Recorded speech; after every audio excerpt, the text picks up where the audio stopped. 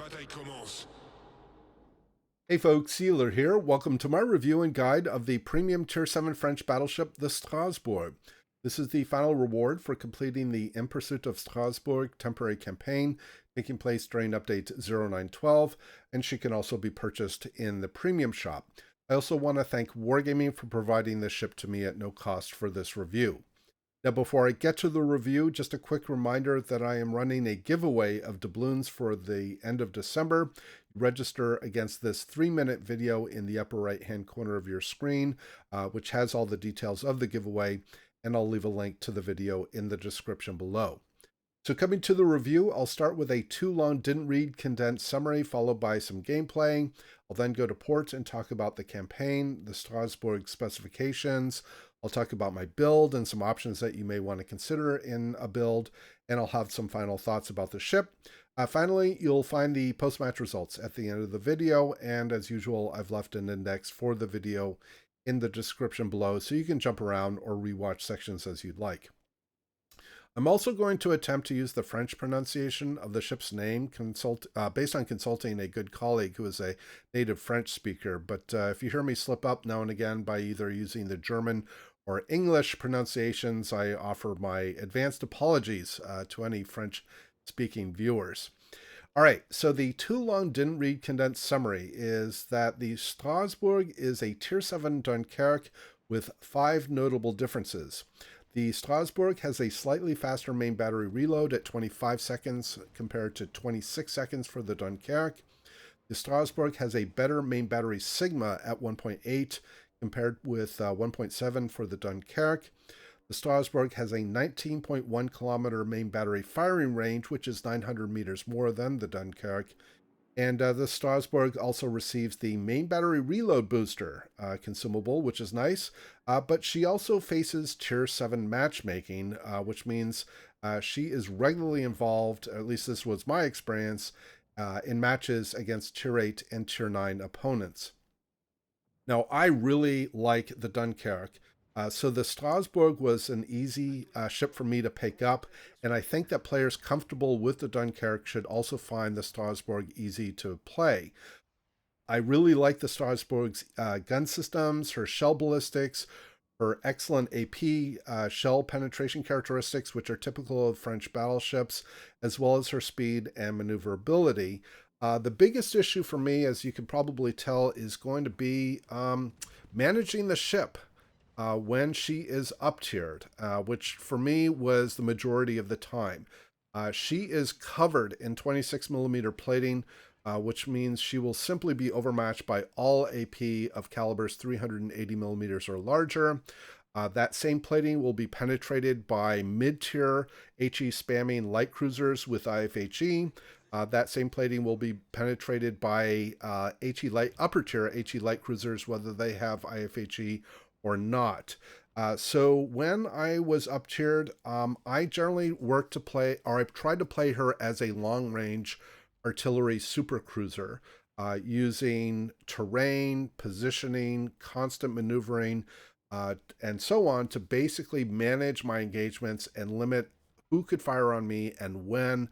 It also meant that I had to be a lot more selective about my engagements, especially against opposing battleships and even a lot of cruisers. The upper tier U.S. Navy and German cruisers have the armor to bounce the 330 millimeter shells fired by the Dunkirk, as I land a nice citadel there on the Nagato.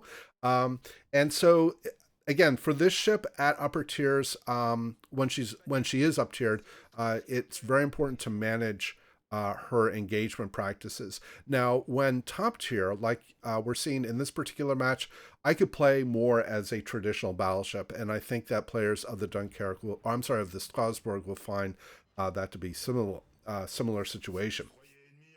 All right, so the Strasbourg specifications, other than her gun systems, are going to be very similar or identical to the Dunkirk. The armor is the same, the HP pool, the torpedo protection, the AA, the speed and rudder shift, the concealment, etc. are all identical to the Dunkirk. Like I said, the big difference is really going to be in her guns. All right, so let me go to talk about the gameplay here. So I've started off pretty well. I've landed a couple of Citadel hits. I'm up over 52,000 in damage, and we're about 7 minutes into the game. Took out the destroyer that was lurking around us to our southeast. And now that the torpedoes threat has been removed, I can move forward here a little more. Now I want to use the island that is directly in front of me to provide me protection on the starboard side, because I don't want to give myself, basically put myself in a crossfire between the Ismail, the Florida, and the Nagato. So I'm going to just manage my engagement here against the Nagato. You can see that I'm using the main battery reload booster to get some shells out because he's giving me a flat broadside. That previous salvo wasn't very good. This one, on the other hand, 4 penetrations, including a Citadel hit. So that was another nice smack. And again, folks familiar with the Dunkirk will become, which has similar or identical, or very similar, I should say, gun systems, will be very comfortable with the Strasbourg. Now, I have moved ahead here a couple of minutes because the opponents are basically retreating from the west flank, and I'm going to be working this Florida. Now, I cannot overmatch the Florida's 25 millimeter bow and stern, so I've switched to HE here because he's angled very strongly to me. Fortunately, we lose our elbow. You can see our cap is currently under threat, and we have a big ship deficit. We're it's 3 ship deficit right now, and our cap is under threat. So there's really some pressure on me now to push forward and be more aggressive. Originally, early on in the game, I was playing a little more back, basically taking shots of opportunity. But now our team is in a position where I have to make a play. There, I finally get a decent HE hit, I should say, with a double fire. And I'm going to fire another HE salvo here, but this Florida is starting to give me better angling. So I'm going to switch to AP. And here's a good example of taking a lot of penetrating damage. The Ismail fires 356 millimeter guns. It looks like I was not quite angled well enough against him. And the Florida has 356 millimeter guns as well. The Florida salvo, I fully bounce, but the Ismail's salvo, I took a lot of hits. This is also going to be a reason why you don't want to be flat broadside in a Soviet battleship. So 3 Citadel hits and take him out. Now, I didn't get a devastating strike here because at the time I played this game, she was in the last day of technically being in a test status, so I didn't earn any achievements in this particular game, but that's okay. Now that the Florida is making an inside turn, this is actually lifting her hull out of the water and exposing her citadel, and that's the way that I'm going to take her out. And we've now evened up the ship count, and we have a very small point lead. I'm going to take a torpedo here, it looks like, from the carrier. Now, one might think, oh, well, just go to their cap and contest their cap. Well, the problem is that by doing that, you're basically never going to take the cap, and the carrier will just easily farm you. So I'm going to move north and look to provide support in helping to take out some of these opponents that are putting pressure on our cap. There are 2 cruisers, and the carrier was last detected, as well as the Nagato, which is the last battleship, over at, in fact, there's the carrier. The battleship hasn't been seen. He was last detected at Delta 8, but the other 3 ships on the opponent's team are now visible. But it's very interesting that the carrier has moved this close. I can only assume that he really wants to rapidly cycle his planes. Now, I've used my main battery reload booster here, hoping to get another shot on the cruisers, but the terrain is in the way. But the carrier is giving me a very nice position, or very nice posture for me to fire on. And that shot looks really good, except that it's 6 overpens. So that's a reflection of both the shells being very accurate, or relatively accurate at that range, but also I just was unfortunate that I got a lot of overpens there. Now I'm going to squeeze a shot here through this little gap to the islands to my northeast, and back on the carrier, and there's another double citadel, so taking out most of the remaining health of the carrier. In fact, the carrier is dropping me because it sounds like, or it seems like, he now recognizes I'm the bigger threat to him. I'm going to be able to squeeze off another shot. The York goes down. That gives our ship our team, excuse me, a significant lead, and I do finish off the carrier. That leads just the Nagato. And as it turns out, this Nagato is AFK. Unfortunately, it looks like he disconnected or something. And I move forward here a couple of minutes so I can get some more salvos off. The carrier and I are looking to finish him off. He's burning.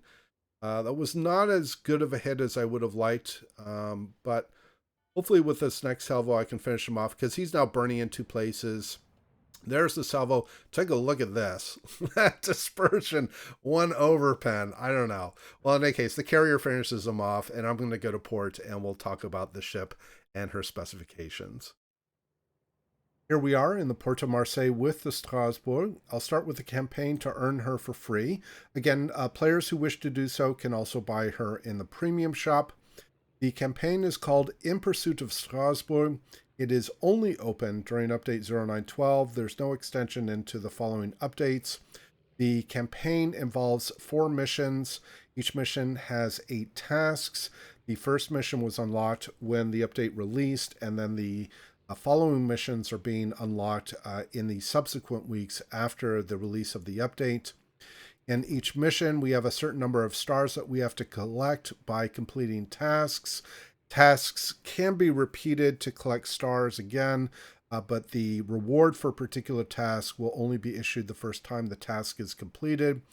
Some tasks, or in fact, each mission has a task that involves the Heathen, and since I suspect most players don't have the Heathen yet, this may be unavailable to most players, or would be unavailable to most players, and therefore repeating tasks might be relatively common.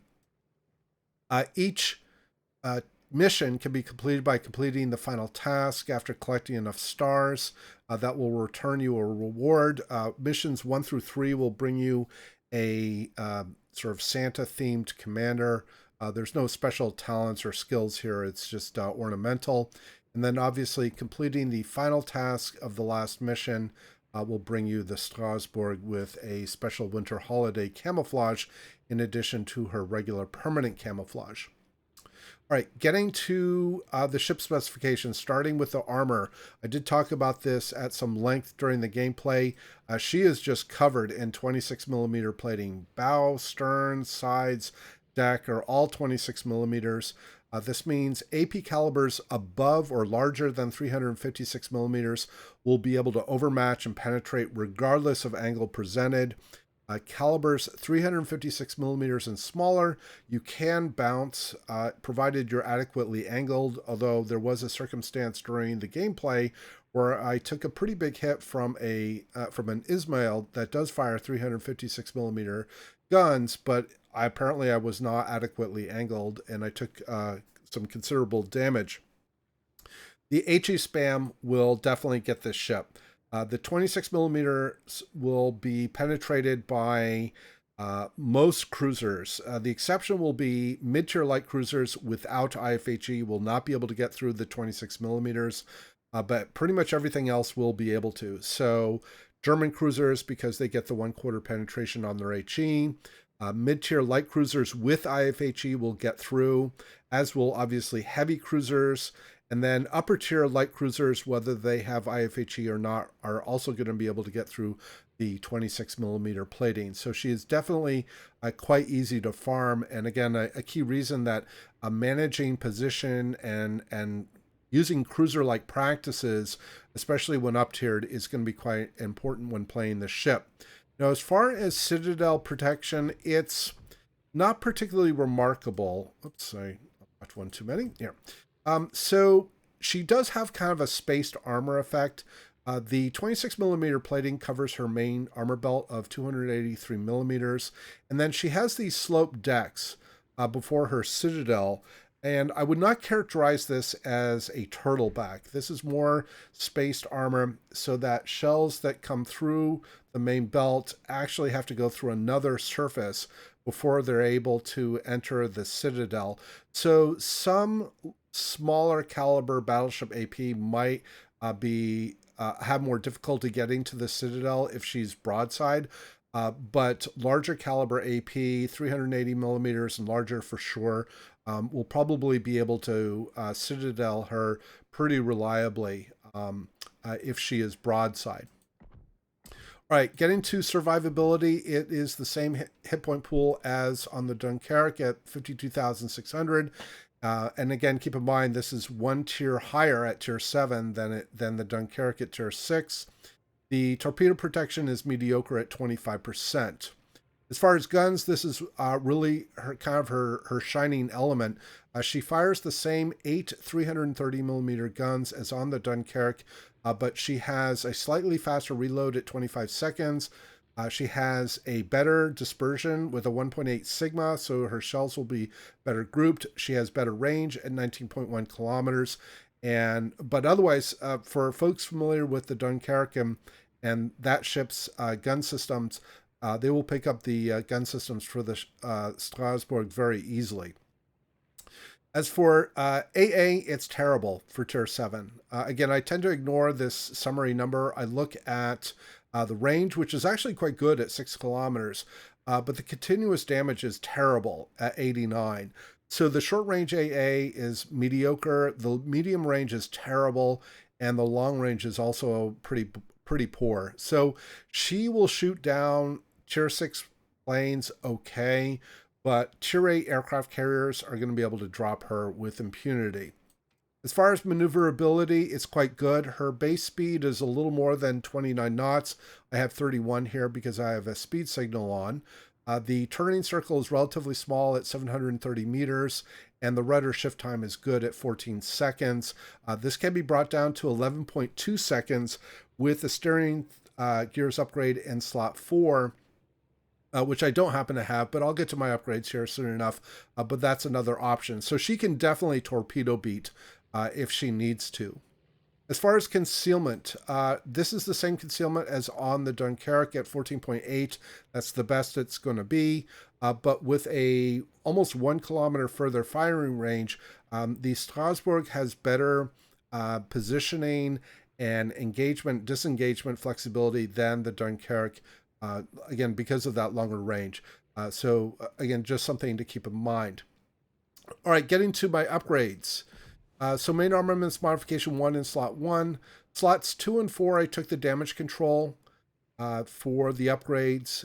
When I get to slot 4, there's some options to consider there.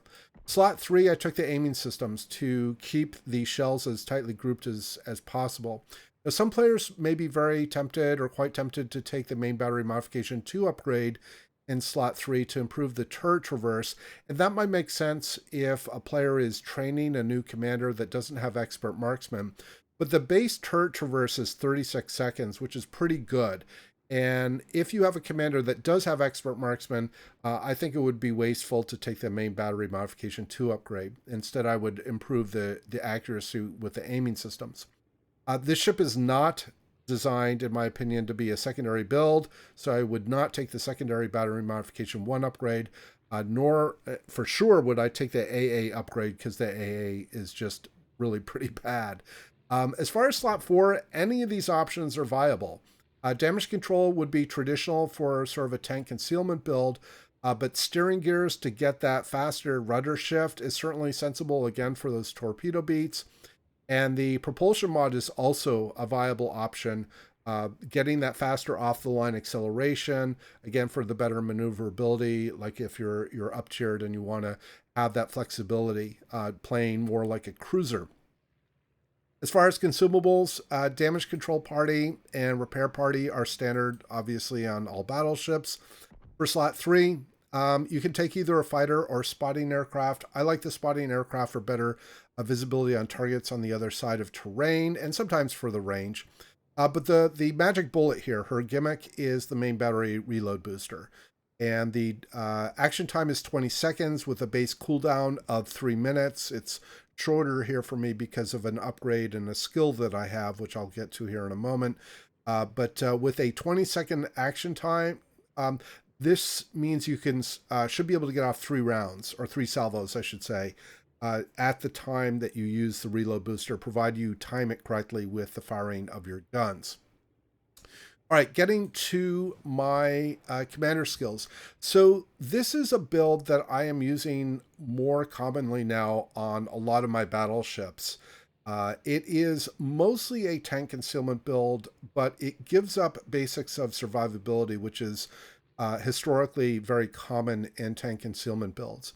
So traditionally, you would take basics of survivability in addition to superintendent, fire prevention, and concealment expert.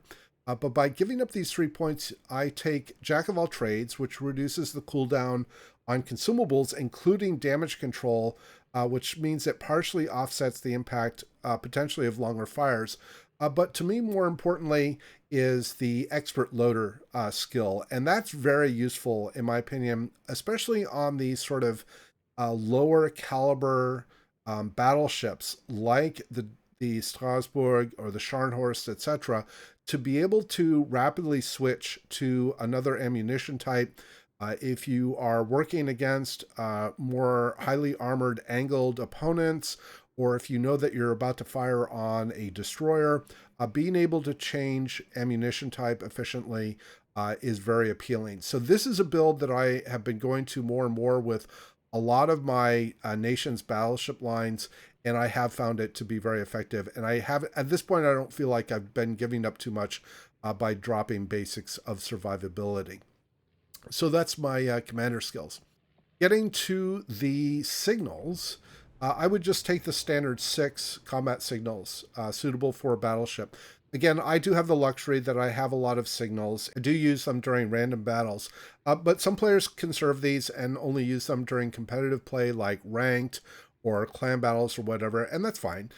The 6 I would recommend are November Foxtrot to reduce the cooldown on consumables, Sierra Mike to improve your speed, India Delta to improve the amount of health recovered using repair party, Juliet Yankee Bonus 2 to reduce the duration of floods, India Yankee to reduce the duration of fires, and then lastly, Juliet Charlie to eliminate the chance of detonation.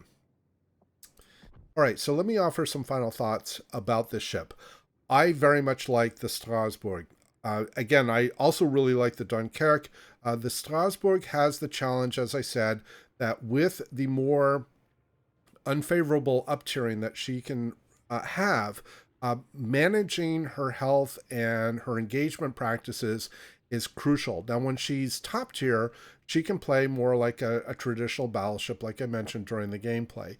But provided that players learn how to apply what I would characterize as more traditional cruiser practices, when up-tiered, she is a very playable ship, and she can manage those up-tiering situations quite well. But it is a practice skill to get into and not think of yourself as a battleship in those situations. But otherwise, like I said, this is a very capable ship. And for those who are looking to get through the grind or the campaign to earn her for free, I do think she's absolutely worth it. So I think that's going to pretty well wrap up my review of this brand new premium Tier 7 French battleship. Let me know your thoughts and comments below. I hope you found the commentary and the guide useful. And as always, we hope to see you out there on the virtual seas, and we wish you happy sailing.